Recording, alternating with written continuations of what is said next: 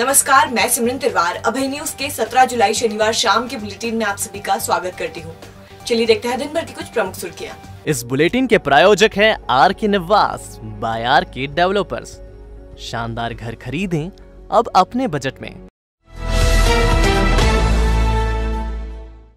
खनिज विभाग ने मक्सी रोड क्षेत्र से अवैध मुरम परिवहन के आरोप में 2 डंपर जब्त कर नगर निगम की कस्टडी में सौंपे हैं। निगम की कस्टडी में ही इन वाहनों के टायरों की अदला बदली कर ली गई। खनिज इंस्पेक्टर जयदीप नामदेव ने कहा कि गाड़ी में सामानों की अदला बदली सामान्य बात है। दरअसल नामदेव ने मक्सी रोड से 2 डंपर जब्त किए थे। ये डंपर वेदिका कंस्ट्रक्शन के थे और इनमें मुरम भरी हुई थी। इनके नंबर MP47G1370 और MP09CG1341 है। जब्ती के बाद इन डंपरों को नगर निगम के डिपो में खड़ा कर दिया गया। शनिवार को ही निगम की कस्टडी में ही आंजना पटेल लिखे डंपर के टायर बदल दिए गए। उसके नए टायर खोलकर पुराने टायर लगाए गए। इस संबंध में खनिज निरीक्षक जयदीप नामदेव से बात की तो उनका कहना था कि ये सामान्य बात है। विभाग ने खनिज जब्त किया है, डंपर में अगर कोई खराबी है तो बदल सकते हैं, ये कोई बड़ी बात नहीं है। अब मालिक है ना, वो अभी पकड़े हैं, कोई गाड़ी की समस्या होगी तो उनको लगे चेंज करना, करने क्या दिक्कत है। आपकी गाड़ी है, आप बोलोगे हम चाबी बंद कर दें साहब या गाड़ी सीट कवर निकालने तो मना थोड़ी करेंगे। अपन खनिज जब करते हैं यहाँ गाड़ी खड़ी है, टायर वर्ग का कोई इशू होगा उनका फूटने का फाटने का तो कुछ सुधार रहे होंगे। फूट जाते हैं ना कई बार खड़े खड़े, ऐसा कोई इशू नहीं है यार। छोटी छोटी टायर फट जाते हैं, फूट जाते हैं बड़ी गाड़ी में खड़े खड़े, तो कुछ बदल रहे होंगे है ना। खातेगांव में पुलिस ने वाहन चोरी की बढ़ती वारदातों को लेकर चेकिंग अभियान चलाया है। अभियान के दौरान 3 वाहन चोर भी पकड़े गए हैं। इनसे 5 लाख कीमत के 7 वाहन जब्त किए गए हैं। आरोपियों को संदलपुर तिराहे पर चेकिंग के दौरान रोका गया था। इनमें नाम कड़ोला निवासी मनीष सहदेव, राजेश देवड़ा और पूनम कचोले हैं। तीनों हरदा के रहने वाले हैं और चोरी की बाइक पर घूम रहे थे। एएसपी सूर्यकांत शर्मा ने बताया कि आरोपियों ने कबूल किया है कि हरदा, खंडवा, टिमरनी, खिरकिया और सिवनी मालवा से इन्होंने वाहन चुराए थे। आरोपियों की निशानदेही पर कुल 7 बाइक जब्त की गई है। आरोपियों ने खातेगांव से 3 बाइक चुराई थी। पुलिस अधीक्षक देवास द्वारा एक सघन चेकिंग चलाई जा रही है, जिसमें जो चोरी की मोटरसाइकिल है उसका एक अभियान चलाया जा रहा है। उसी तारतम्य में थाना प्रभारी खातेगांव सज्जन सिंह मुगाती के द्वारा संदलपुर में चेकिंग लगाई गई थी। तो वहां पर ग्राम कड़ौला, जिला हरदा के रहने वाले मनीष बलाई और राजेश कोरकू और पूनम बलाई, इन 3 लोगों को एक मोटरसाइकिल में पकड़ा गया। तो वो खातेगांव की चोरी होना पाया गया। जब इनसे पूछताछ की गई तो और भी 6 मोटरसाइकिल जो खंडवा, खिरकिया, तिमरनी, इन जगहों से होना पाया गया है। इनसे पूछताछ में कुल 7 मोटरसाइकिल हमने जब्त किया है और आगे भी इनसे पूछताछ चल रही है और भी हमने इसमें मुखबिर लगाए हुए हैं। तो टोटल 7 मोटरसाइकिल इनके पास से हमने जब्त किया है। हमने एक अपराध दर्ज कर लिया है और इन पर कार्रवाई कर रहे हैं। लालपुल ओवरब्रिज पर आरक्षक को चाकू मारकर गदर मचाने वाले बदमाशों में से 5 पुलिस के हत्थे चढ़ गए हैं। आरोपी दुर्लभ कश्यप से प्रेरित है और कुछ दिन पहले इन्होंने इंदौर रोड पर ढाबा मालिक और उसके नौकरों की पिटाई भी की थी। बदमाशों ने गुरुवार शाम चिंतामण थाने से ड्यूटी कर लौट रहे आरक्षक कमल सिसोदिया पर चाकू से हमला बोल दिया था। बाइक से खड़े बदमाशों से कमल ने ब्रिज पर खड़े रहने के संबंध में पूछताछ की थी। ये बात उन्हें नागवार गुजरी थी। इन्होंने आरक्षक को पकड़कर ढूंढ दिया था और इसमें से एक नितिन ने चाकू मार दिया था। पडियाखेड़ी और पवासा के रहने वाले बदमाशों को पुलिस ने दबोच लिया है। इनके नाम राहुल काला, रघुवीर, गोलू और ऋषभ बताए जा रहे हैं। इन्हें चिंतामण और नीलगंगा थाने में रखकर पूछताछ भी की जा रही है। आरक्षक को चाकू मारने वाला नितिन मालवीय फरार है, उसकी तलाश की जा रही है। एसपी सत्येंद्र कुमार शुक्ल ने बताया कि 5 आरोपियों को गिरफ्तार किया है, इनसे पूछताछ की जा रही है। ये ढाबा संचालक की पिटाई में भी शामिल थे। इसमें हमारे 5 आरोपी गिरफ्तार हो गए हैं और 5 आरोपियों के खिलाफ कानूनी कार्रवाई करके आज उनको न्यायालय प्रस्तुत कर रहे हैं।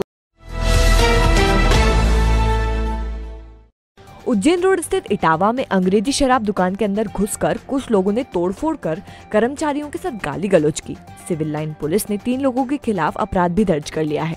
दरअसल सिविल लाइंस थाना क्षेत्र के इटावा के उत्तम नगर में केसर होटल के पास शराब दुकान है। अंग्रेजी शराब दुकान पर 2 लोग आए और बियर मांगी। बियर लेने के बाद रुपए न देते हुए गाली गलौज कर चले गए। कुछ देर बाद 3 युवक आए और सेठ का नंबर मांगने लगे। जब कर्मचारी ने सेठ का नंबर नहीं दिया तो दुकान में घुसकर तोड़फोड़ की और बोतलें फोड़ दी। पुलिस ने शंखधर तिवारी की रिपोर्ट पर 3 लोगों के खिलाफ शराब की बोतल फोड़ने और जान से मारने की धमकी देने का प्रकरण दर्ज किया है। वो आरपी सेठ को फोन लगा, जानता नहीं है तो मुझे गोली मार दूंगा। गाली गुत्ता करने, हमने कुछ नहीं बोला, हमने दे दिया। इसके बाद बोले कि वो अंदर हाथा बंद, हमने मना किया कि हाथ में मत जाओ भैया। बोले कि चाकू लिया था, बोले जानता नहीं मैं, वो सर काट के ले जाऊंगा, जानता नहीं हूँ। क्या कुछ नाम बताया था, एक का दूसरे का नाम नहीं याद है। बोला कि मैं गोली मार दूँ, जानता नहीं तो मुझे, फिर गाली गुत्ता हो, फिर वो भाग गए वहाँ से। फिर दोबारा आए तो ऐसा अंदर घुस गए, कैश में मारा, गले से कुछ ले गए, यहाँ की बोतल वोटल सब फाड़ दिया। उज्जैन उन्हेल रोड पर गंभीर नदी की पुलिया पर ओवरटेक करने के चक्कर में एक बस नीचे गिर गई। हालांकि बस में 3 ही लोग सवार थे और इनमें से कोई भी हताहत नहीं हुआ है। खाचरोद की जाफरी बस सर्विस की बस को बॉडी बनवाने के बाद आगे के काम के लिए मालिक उज्जैन ला रहा था। बस में ड्राइवर, क्लीनर और मालिक ही था। गंभीर पुलिया पर एक वाहन को ओवरटेक करते समय स्टीयरिंग अटक गया और बस पुलिया से सीधे नीचे गिरकर खड़ी हो गई। मौके पर नायब तहसीलदार लोकेश चौहान भी पहुंचे और घटना का जायजा लिया। हालांकि हादसे में कोई हताहत नहीं हुई है। अंकपात मार्ग पर राम जनार्दन मंदिर से चित्रगुप्त मंदिर तक लगी स्ट्रीट लाइट रात के साथ दिन में भी महीनों से जल रही है। चित्रगुप्त मंदिर में ही लगा हैलोजन 24 घंटे चालू रहता है। इस संबंध में नगर निगम के जिम्मेदारों को बताया भी गया है, लेकिन उन्होंने कोई अब तक सुधारने की जहमत नहीं उठाई है। इंदिरा नगर युवा विकास समिति के वार्ड 5 के अध्यक्ष मंगेश श्रीवास्तव ने कहा कि एक और देश में बिजली की बचत करने पर जोर दिया जा रहा है, तो दूसरी ओर नगर निगम कर्मचारियों की लापरवाही से 24 घंटे बिजली जल रही है। अगर ये लाइट समय से चालू और बंद हो तो कई यूनिट बिजली की बचत की जा सकती है। श्रीवास्तव ने लापरवाह कर्मचारियों को पद से हटाने की मांग की है। कोविड प्रोटोकॉल के कारण इस बार भी बकरा ईद पर सामूहिक नमाज अदा नहीं की जाएगी। मस्जिदों में नमाज होगी, लेकिन कोविड गाइडलाइन का पालन इसमें अनिवार्य रहेगा। शनिवार को एसडीएम नरेंद्र सूर्यवंशी और एसपी सत्येंद्र कुमार शुक्ल ने इस संबंध में पुलिस कंट्रोल रूम में मस्जिदों के इमाम और मुस्लिम समाज के प्रबुद्ध जनों की मीटिंग ली। इसमें राज्य शासन की कोविड गाइडलाइन की जानकारी देते हुए बताया गया कि शासन ने सामूहिक उत्सव और जलसे पर रोक लगा रखी है। इसी कड़ी में बकरा ईद पर ईदगाह पर सामूहिक नमाज नहीं होगी। लोग घरों में और मस्जिदों में कोविड गाइडलाइन के अनुसार नमाज अदा कर सकेंगे। करीब आधे घंटे चली बैठक में सभी ने कोविड प्रोटोकॉल मुताबिक ही त्योहार मनाने पर सहमति दी है। नमाज होना 21 तारीख को ईद है। ईद के संबंध में आज एसपी साहब और एडीएम साहब के संबंध में आज सारे समाज के और इमामों की मीटिंग हुई थी। उसमें तय किया गया कि गाइडलाइन जो राज्य शासन की है कि हर मस्जिद में 6 लोगों जो ईदगाह पे नमाज होती है वो भी कैंसिल कर दी गई है और जो नमाज होगी वो मस्जिदों में होगी। जैसा कि आप लोग जानते हैं कि आगे आने वाले समय में कुछ त्यौहार हैं और परसों 15 तारीख को मध्य प्रदेश शासन की तरफ से एक फ्रेश गाइडलाइन जारी हुई है। उसके अनुसार सभी तरह के जितने भी राजनीतिक, सामाजिक और धार्मिक कार्यक्रम हैं उसमें प्रतिबंध है। ईदगाह में कोई भी क्या कहते हैं सामूहिक नमाज अदा नहीं होगी। सांकेतिक तौर पे जो पिछली बार भी जो व्यवस्था थी वही रहेगी और सभी लोग अपने घरों से ही नमाज अदा करेंगे, ऐसी व्यवस्था बनाई। गांधीनगर क्षेत्र की मस्जिद पर अजीज बमबाज के बेटों ने कब्जा कर लिया है। मस्जिद परिसर में उन्होंने पलंग डाल दिए हैं और बकरा बकरी बांध दिए हैं। उनकी हरकतों के कारण मस्जिद में नमाज बंद हो गई है और जायरीन परेशान हो रहे हैं। शनिवार को क्षेत्रीय रहवासियों ने कांग्रेस नेता मकसूद अली के नेतृत्व में एसपी सत्येंद्र कुमार शुक्ल से मुलाकात की और अपनी पीड़ा सामने रखी। दरअसल ये मस्जिद फ्रूट मंडी के पास है। मस्जिद में 2 दरगाह बनी हुई है।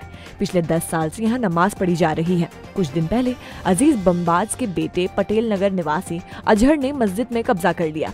उसने मस्जिद का बोर्ड उखाड़ फेंका और यहाँ अपना पलंग रख दिया। पलंग पर बैठकर वो दिन भर गांजा पीता है और आने जाने वालों को धमकाता है। इतना ही नहीं, उसने मस्जिद का माइक भी निकाल कर फेंक दिया। अजहर के कब्जे में उसके 2 भाई अल्फेज और आशिक भी मदद कर रहे हैं। तीनों ने अपना बकरा बकरी भी मस्जिद में ही बांध दिए हैं। इनका कहना है कि हमारा एक भाई पहले से जेल में है, अगर किसी ने उन्हें रोका तो वो मर्डर कर देंगे और जेल चले जाएंगे।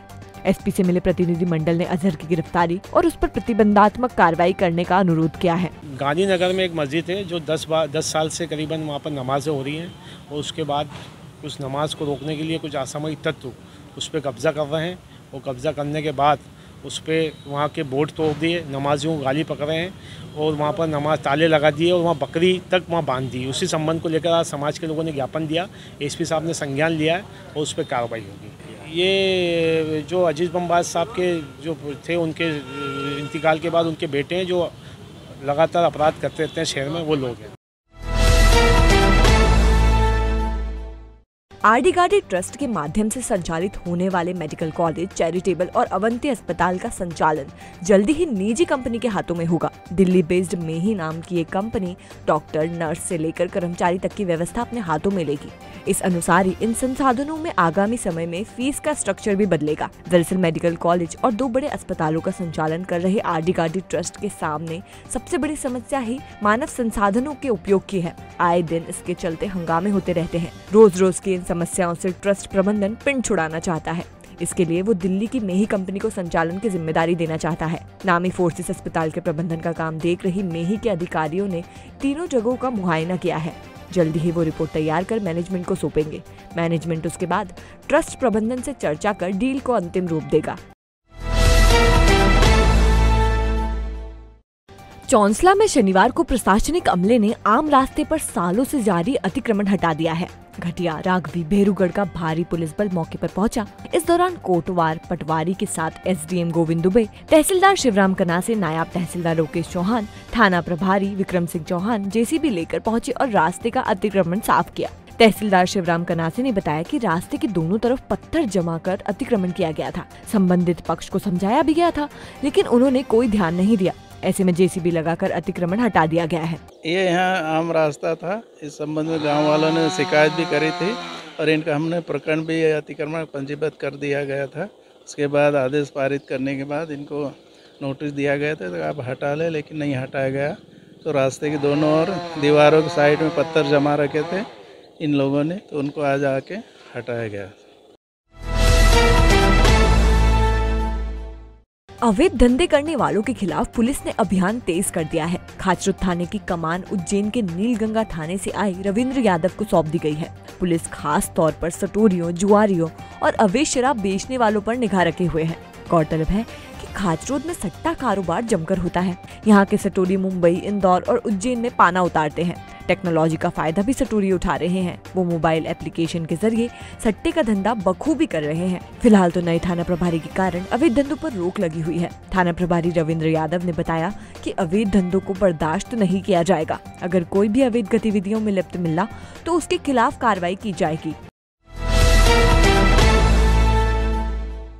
इंदौर के रावजी बाजार पुलिस ने 3 ऐसे लोगों को गिरफ्तार किया है जो नकली पुलिस बनकर लोगों से ठगी कर रहे थे। दरअसल मोती तबेला के 9/2 मकान में रहने वाले और बैग बनाने वाले नानक कुमार मुखिया के यहाँ आरोपी नकली पुलिस बनकर गए थे।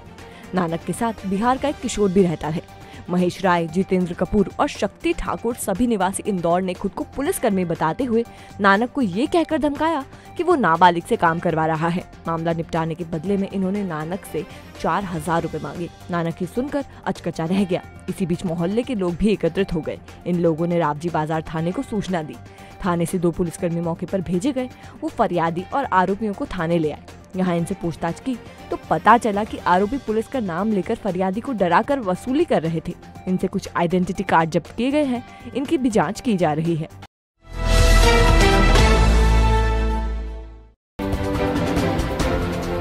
कालिदास कन्या महाविद्यालय से ड्यूटी कर देवास रोड के कमल विला स्थित घर लौट रही महिला प्रोफेसर मीना मोघे के गले से अज्ञात बाइक सवार सोने की चेन खींच ले गया। मोघे के साथ ही वारदात आईजी ऑफिस के ठीक सामने हुई है।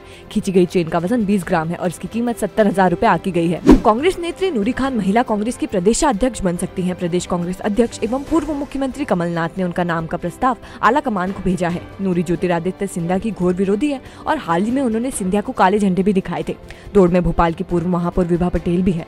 उनके लिए पूर्व मुख्यमंत्री दिग्विजय सिंह लॉबिंग कर रहे हैं। महिला कांग्रेस के प्रदेशाध्यक्ष का पद मांडवी चौहान के निधन से रिक्त है। चौहान का कुछ समय पहले ही कोरोना से निधन हो गया था।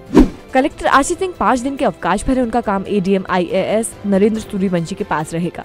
कोविड प्रोटोकॉल और तीसरी लहर की आशंका के बीच बाबा महाकाल की सवारी को लेकर असमंजस की स्थिति बन गई है। कलेक्टर के अवकाश पर होने से अब 23 जुलाई को ही ये तय होगा कि सवारी निकलेगी या नहीं। गौरतलब है कि बीते साल परंपरा पालन के लिए महाकाल सवारी शॉर्ट रूट से निकाली गई थी।